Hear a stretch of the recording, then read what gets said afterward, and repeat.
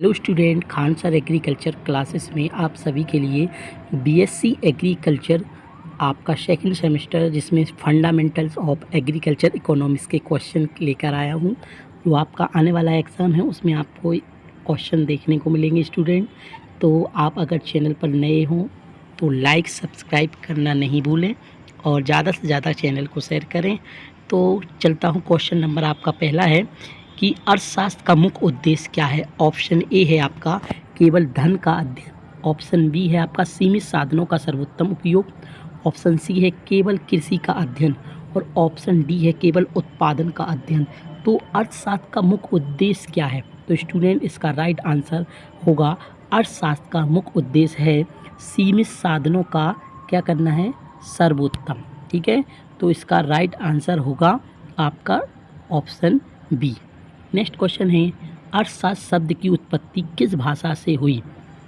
Question दूसरा है कि आपका अर्थशास्त्र जो है उसकी शब्द की उत्पत्ति किस भाषा से हुई, Hindi, Sanskrit, Greek, Latin.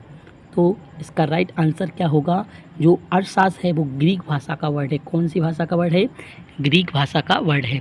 Next question है स्टूडेंट, निम्नलिखित में से कौन सा सूक्ष्म अर्थशास्त्र का विषय है। देखो, एक माइक्रो इकोनॉमिक्स की बात कर रहा कि माइक्रो इकोनॉमिक्स का विषय है, कौन सा है? ऑप्शन ए है राष्ट्रीय आय, बी महंगाई, ऑप्शन सी है किसी व्यक्ति की आय और व्यय, सार्वजनिक वित्त, ऑप्शन डी। इसका राइट आंसर क्या होगा स्टूडेंट? इसका राइट आंसर होगा आपका ऑप्शन सी। इसका राइट होगा किसी व्यक्ति की आय और व्यय। किसी व्यक्ति की आय और व्यय ही क्या है, आपका सूक्ष्म अर्थशास्त्र माइक्रो इकोनॉमिक्स का विषय है। नेक्स्ट क्वेश्चन है स्टूडेंट, अर्थशास्त्र के अध्ययन के कितने प्रमुख दृष्टिकोण होते हैं। तो कितने प्रमुख दृष्टिकोण होते हैं? तो अर्थशास्त्र का जो अध्ययन उसके दो होते हैं। ऑप्शन बी इसका राइट आंसर है।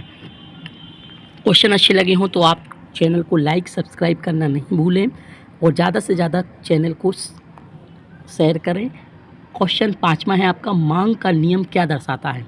देखो, मांग डिमांड की बात कर रखा है, डिमांड जो है आपका लॉ ऑफ डिमांड।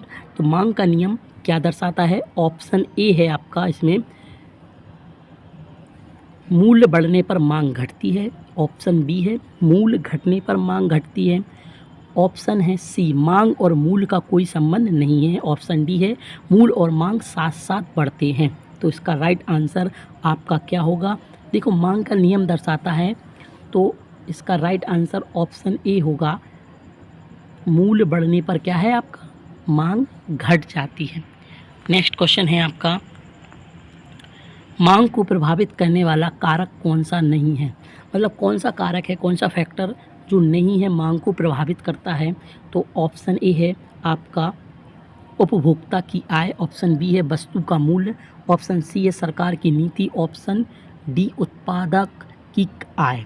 तो मांग को प्रभावित करने वाला कारक इनमें से नहीं है। तो स्टूडेंट देखो, आपका उपभोक्ता की जो आय है वो आपका एक कारक है जो मांग को प्रभावित करता है, वस्तु का मूल्य भी प्रभावित करता है, सरकार की नीतियाँ। और इसका राइट आंसर ऑप्शन डी होगा, उत्पादक की आय। नेक्स्ट क्वेश्चन है स्टूडेंट, भारतीय अर्थव्यवस्था में कृषि का योगदान किस क्षेत्र में अधिक है। तो भारतीय अर्थव्यवस्था में कृषि का योगदान किस क्षेत्र में है? सेवा के क्षेत्र में, ऑप्शन ए, ऑप्शन बी है बी निर्माण क्षेत्र, ऑप्शन सी है प्राथमिक क्षेत्र, ऑप्शन डी है माध्यमिक क्षेत्र। तो इसका राइट आंसर क्या होगा? इसका राइट आंसर ऑप्शन सी होगा स्टूडेंट, प्राथमिक क्षेत्र। भारतीय अर्थव्यवस्था में कृषि के योगदान में क्षेत्र में अधिक कौन सा है? प्राथमिक क्षेत्र है। नेक्स्ट क्वेश्चन है, भारत में कृषि योजना और विकास से संबंधित कौन सी योजना महत्वपूर्ण है? कृषि से और विकास से। तो कौन सी योजना है जो कृषि से है और विकास से महत्वपूर्ण है? तो इसका राइट आंसर आप सब जानते हैं, पंचवर्षीय योजना। ऑप्शन ए इसका राइट है। जो पंचवर्षीय योजना है वो कृषि और विकास है ना, कृषि और विकास से संबंधित एक महत्वपूर्ण योजना होती है। तो ये क्वेश्चन आपको पेपर में देखने को मिलेंगे। इम्पोर्टेंट क्वेश्चन है स्टूडेंट, बने रहें और ज़्यादा से ज़्यादा लाइक शेयर करें। मुद्रा का प्रमुख कार्य क्या है? मुद्रा का प्रमुख कार्य क्या है इसमें? ऑप्शन ए है इसका आपका केवल विनिमय का माध्यम, केवल मूल्य मापन, केवल भविष्य के लिए धन संचय या उपरोक्त में से सभी। तो तो मुद्रा का मापन, ये आपका राइट आंसर होगा। ये सभी मुद्रा के मापन में क्या करते हैं, कार्य करते हैं, या मुद्रा के प्रमुख कार्य हैं। निम्नलिखित में से कौन सा अप्रत्यक्ष कर, देखो प्रत्यक्ष और अप्रत्यक्ष में से आपको क्वेश्चन 100% आपको देखने को ही मिलेंगे पेपर में, ठीक है। तो आप सभी प्रत्यक्ष अप्रत्यक्ष को ध्यान रखें, प्रत्यक्ष अप्रत्यक्ष, ठीक है, ध्यान रखना। तो इसमें क्या पूछ रहा है, निम्नलिखित में से कौन सा अप्रत्यक्ष कर है, ठीक है। आयकर, संपत्ति कर, वस्तु एवं सेवा कर, है ना, जिसे जीएसटी कहते हैं, उपहार कर। तो इसका राइट आंसर क्या होगा, देखो आपका जो अप्रत्यक्ष कर है वो आपका उपहार कर है, ठीक है, ध्यान रखना। Gift tax. नेक्स्ट क्वेश्चन है, सीमांत उपयोगिता घटने का नियम किससे संबंधित है। देखो सीमांत उपयोगिता जो घटने का नियम है वो किससे संबंधित है, ऑप्शन ए है इसका राइट आंसर कि उपभोक्ता संतुलन, ठीक है, उपभोक्ता संतुलन। नेक्स्ट क्वेश्चन है, उपभोक्ता अधिशेष का अर्थ क्या है। उपभोक्ता अधिशेष का अर्थ क्या है, तो उपभोक्ता द्वारा दी गई वास्तविक कीमत, उपभोक्ता द्वारा चुकाई गई कीमत और वह योजना चुकाने को तैयार था और उसके बीच का अंतर। सी उपभोक्ता का घाटा, डी है उत्पादक का लाभ। तो इसका राइट आंसर क्या होगा, इसका राइट आंसर होगा आपका ऑप्शन बी होगा, ठीक है। उपभोक्ता द्वारा चुकाई गई कीमत और वह जितना चुकाने को तैयार था उसके बीच का अंतर ही उपभोक्ता अधिशेष का अर्थ होता है। नेक्स्ट क्वेश्चन है आपका, उत्पादन का कौन सा घटक सबसे महत्वपूर्ण है। तो उत्पादन का घटक सबसे महत्वपूर्ण कौन सा है, तो ऑप्शन ए भूमि, ऑप्शन बी है श्रम, ऑप्शन सी है पूंजी और ऑप्शन डी है उद्यमिता। देखो उत्पादक का घटक की बात कर रहा तो डी ऑप्शन इसका राइट है, उद्यमिता, ठीक है। नेक्स्ट क्वेश्चन है, आपूर्ति को प्रभावित करने वाला प्रमुख कारक कौन सा है। आपूर्ति को प्रभावित करने वाला कारक ऑप्शन ए है आपका वस्तु का मूल्य, ऑप्शन बी है आपका उपभोक्ता का आय, उपभोक्ता की आय, ऑप्शन सी है आपका उपभोक्ता का स्वाद और ऑप्शन डी है सरकार की जनसंख्या नीति। तो इसका राइट आंसर क्या होगा, ऑप्शन बी इसका राइट, ऑप्शन ए सॉरी, इसका राइट आंसर ऑप्शन ए होगा। आपूर्ति की उपभोक्ता करने वाला प्रमुख कारक है वस्तु का मूल्य। नेक्स्ट क्वेश्चन है, राष्ट्रीय आय को मापने के कितने प्रमुख तरीके होते हैं। राष्ट्रीय आय को मापने के प्रमुख तरीके कितने होते हैं, तो इसका राइट आंसर क्या होगा, इसके तरीके आपके 3 होते हैं राष्ट्रीय आय को, ठीक है, सी ऑप्शन राइट होगा। नेक्स्ट क्वेश्चन है, जीडीपी का पूरा नाम क्या है। तो जीडीपी का पूरा नाम आपका होगा ऑप्शन इसका सी ऑप्शन बिल्कुल राइट है आपका, ग्रोस, है ना, डोमेस्टिक प्रोडक्ट। नेक्स्ट क्वेश्चन है आपका, थॉमस मल्थस ने जनसंख्या सिद्धांत में क्या कहा।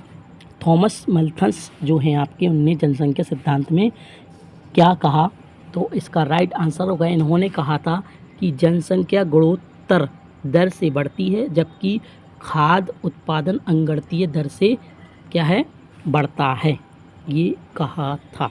नेक्स्ट क्वेश्चन है आपका, भारत में जनसंख्या नियंत्रण के लिए कौन सा कार्यक्रम लागू किया गया। जनसंख्या नियंत्रण के लिए कौन सा कार्यक्रम क्या है आपका लागू किया गया, तो ये आपका सी ऑप्शन इसका राइट होगा, परिवार नियोजन कार्यक्रम। नेक्स्ट क्वेश्चन है आपका, भारतीय रिजर्व बैंक की स्थापना कब हुई।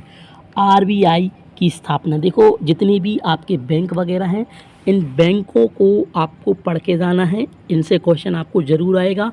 तो आरबीआई की स्थापना 1935 में हुई थी स्टूडेंट। नेक्स्ट क्वेश्चन है, मुद्रास्फीति का अर्थ क्या है। मुद्रास्फीति का जो अर्थ है आपका ये है ऑप्शन बी इसका राइट होगा, मुद्रा की क्रय शक्ति में कमी मुद्रास्फीति का क्या होता है, अर्थ होता है। नेक्स्ट क्वेश्चन है आपका, देखो प्रत्यक्ष और अप्रत्यक्ष, अभी आपने ऊपर पढ़ा था अप्रत्यक्ष वाला, इसमें पूछ रहा है प्रत्यक्ष कर का उदाहरण क्या है। तो आपका जो प्रत्यक्ष कर है उसका उदाहरण आपका क्या है, तो आप प्रत्यक्ष कर की बात करें तो इसका उदाहरण क्या है, इसका ए उदाहरण है, ए ऑप्शन इसका राइट है, आयकर, प्रत्यक्ष कर का। नेक्स्ट क्वेश्चन है, मूल्य वर्धित कर का पूरा नाम क्या है। बीएटी का पूरा नाम क्या है? तो ऑप्शन ए आप है इसका वैल्यू, है ना, एडजस्टमेंट टैक्स, ऑप्शन बी है value added tax, option C है variable ascent tax, option C है वेरीफाइड एनुअल टैक्स। तो BAT का फुल फॉर्म क्या है इसका? ऑप्शन बी इसका राइट आंसर है। ठीक है स्टूडेंट, वैल्यू एडेड टैक्स। ठीक है, फुल फॉर्म वगैरह आपको याद करना ही होगा, जो आपके आने वाला एग्जाम है उसमें आपको देखने को मिलेगा। पूंजीवादी अर्थव्यवस्था की विशेषता क्या है? तो नेक्स्ट क्वेश्चन है आपका, पूंजीवादी अर्थव्यवस्था की विशेषता क्या है? तो ऑप्शन सी है सरकारी नियंत्रण, ऑप्शन बी है निजी स्वामित्व और लाभ की प्रवृत्ति, ऑप्शन सी है उत्पादन के साधनों पर सरकारी स्वामित्व, ऑप्शन डी है समाजवादी सिद्धांतों का पालन। तो इसका राइट आंसर क्या होगा? ऑप्शन बी निजी स्वामित्व और लाभ की प्रवृत्ति। नेक्स्ट क्वेश्चन है, भारत की अर्थव्यवस्था किस प्रकार की है? तो भारत की जो अर्थव्यवस्था है वह कैसी है? वह है मिश्रित अर्थव्यवस्था। कैसी है? मिश्रित अर्थव्यवस्था है, मिक्स्ड इकोनॉमी। भारत में आर्थिक नियोजन की शुरुआत कब हुई? आर्थिक नियोजन प्लानिंग की बात करा कि शुरुआत भारत में कब हुई, किस सन में हुई? ऑप्शन सी है 1951 में। नेक्स्ट क्वेश्चन है, पूर्ण प्रतिस्पर्धा वाले बाजार में कितने विक्रेता होते हैं? पूर्ण स्पर्धी बाजार जो है उसमें विक्रेता की बात कर रहा, कितने विक्रेता होते हैं? तो बहुत अधिक विक्रेता होते हैं। इसका आंसर क्या होगा आपका? ऑप्शन सी इसका राइट है, बहुत अधिक विक्रेता होते हैं, केवल एक भी नहीं, दो भी नहीं, ठीक है, बहुत होते हैं। नेक्स्ट क्वेश्चन है, अधूरे प्रतिस्पर्धी बाजार में कौन सा उदाहरण आता है? तो अधूरे स्पर्धी बाजार की बात कर रहा है। ऑप्शन ए है एकाधिकार, ऑप्शन बी है एक विक्रेता, ऑप्शन सी है अल्प अधिकार और ऑप्शन डी है उपरोक्त में से सभी। तो इसका राइट आंसर होगा आपका डी, सभी। नेक्स्ट क्वेश्चन है, भारत का सबसे बड़ा व्यापारिक साझेदार कौन है? तो व्यापार में साझेदार सबसे ज़्यादा कौन है भारत में? तो ये आपका होगा option A America. Next question है, अंतर्राष्ट्रीय व्यापार का मुख्य लाभ क्या है? अंतर्राष्ट्रीय व्यापार का मुख्य लाभ क्या है? ऑप्शन, इसका राइट आंसर होगा आपका ऑप्शन ए तो है इसका रोजगार वृद्धि, ये भी है, विदेशी मुद्रा अर्जन, ये भी है, तकनीकी विकास, ये भी है, और राइट आंसर है ऑप्शन डी। नेक्स्ट क्वेश्चन है, आयात और निर्यात पर नियंत्रण रखने वाला या नियंत्रण रखने वाली भारतीय एजेंसी कौन सी है? आयात और निर्यात पर नियंत्रण रखने वाली भारतीय एजेंसी की बात कर रहा कि भारतीय एजेंसी आपकी कौन सी है? तो ऑप्शन सी इसका राइट आंसर होगा विदेश व्यापार महानिदेशालय। ठीक है। नेक्स्ट क्वेश्चन है, भारत में कृषि को किस क्षेत्र में रखा गया है? भारत की बात कर रहा है, इंडिया को कृषि को किस क्षेत्र में रखा गया? प्राथमिक क्षेत्र, माध्यमिक क्षेत्र, तृतीय क्षेत्र या चतुर्थ क्षेत्र? तो इसका राइट आंसर क्या होगा? इसका राइट आंसर होगा तृतीय क्षेत्र। ठीक है, तृतीय क्षेत्र में रखा गया। नेक्स्ट क्वेश्चन है इम्पोर्टेंट, हरित क्रांति से आपको कुछ पूछा गया है। भारत में हरित क्रांति किससे संबंधित है? तो हरित क्रांति की बात करा तो भारत में आप सभी जानते हैं हरित क्रांति जो आपकी है वो कृषि से संबंधित है। भारत में हरित क्रांति से क्वेश्चन आपका आ सकता है। ठीक है, ग्रीन रेवोल्यूशन। ठीक है, इसके आपके जनक की बात करें तो MS स्वामीनाथन हैं। ठीक है, और 1966, ठीक है, 1966 से 1966 और 67 में ये क्या हुई थी आपकी, स्टार्ट हुई थी, है ना, ग्रीन रेवोल्यूशन, हरित क्रांति। नेक्स्ट क्वेश्चन है आपका, भारत में बैंकों द्वारा किसानों को दिए जाने वाले ऋण को क्या कहा जाता है? भारत में बैंकों द्वारा किसानों को दिए जाने वाला जो ऋण है, ऋण की बात करा वो ऋण क्या कहलाता है? तो इसका ऑप्शन ए है वाणिज्य ऋण, ऑप्शन बी है प्राथमिक क्षेत्र ऋण, और ऑप्शन सी है इसका व्यक्तिगत ऋण, और ऑप्शन डी है उद्योग ऋण। तो इसका राइट आंसर होगा ऑप्शन बी प्राथमिकता क्षेत्र ऋण। नेक्स्ट क्वेश्चन है, भारत में बजट कौन प्रस्तुत करता है? तो बजट की बात कर रहा कि बजट कौन प्रस्तुत करता है भारत में? राष्ट्रपति, प्रधानमंत्री, वित्त मंत्री या राज्यसभा अध्यक्ष? तो इसका राइट आंसर होगा आपके जो वित्त मंत्री होते हैं वह क्या है, भारत में बजट को प्रस्तुत करते हैं। नेक्स्ट क्वेश्चन है, सार्वजनिक व्यय का मुख्य उद्देश्य क्या होता है?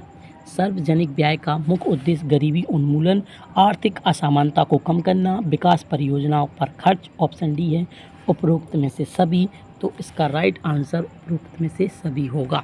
नेक्स्ट क्वेश्चन है, आप प्रत्यक्ष कर और अप्रत्यक्ष कर में क्या अंतर होगा? देखो हमने बताया आपको कि इससे क्वेश्चन ज़्यादातर आपको रिपीट हो रहे हैं, पूछे भी जा रहे हैं, तो आपके एग्ज़ाम में भी पूछे जाएंगे प्रत्यक्ष कर और अप्रत्यक्ष कर को ध्यान रखना, ठीक है।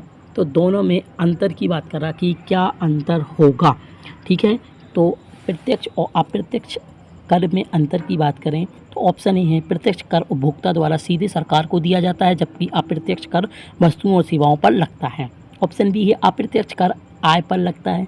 ऑप्शन सी है, प्रत्यक्ष कर सभी को चुकाना पड़ता है। ऑप्शन डी है, अप्रत्यक्ष कर केवल सरकार को दिया जाता है। ये राइट इसका आंसर होगा आपका डी। नेक्स्ट क्वेश्चन है, भारत में सबसे बड़ा सार्वजनिक क्षेत्र का बैंक कौन सा है? सार्वजनिक क्षेत्र वाला बैंक की बात कर रहा, तो कौन सा बैंक है आपका, ठीक है। ऑप्शन ए इसका राइट होगा आपका, ठीक है, भारतीय स्टेट बैंक, जो कि सार्वजनिक क्षेत्र का बैंक है। बैंक से भी आपको क्वेश्चन देखने को मिलेंगे स्टूडेंट, तो आप सभी बैंकों को, नाबार्ड हो गया आपका एग्रीकल्चर से रिलेटेड है तो उसको भी पढ़ के जाना। नेक्स्ट है आपका, बैंक दर क्या दर्शाती है? तो बैंक दर जो है आपकी वो क्या दर्शाती है?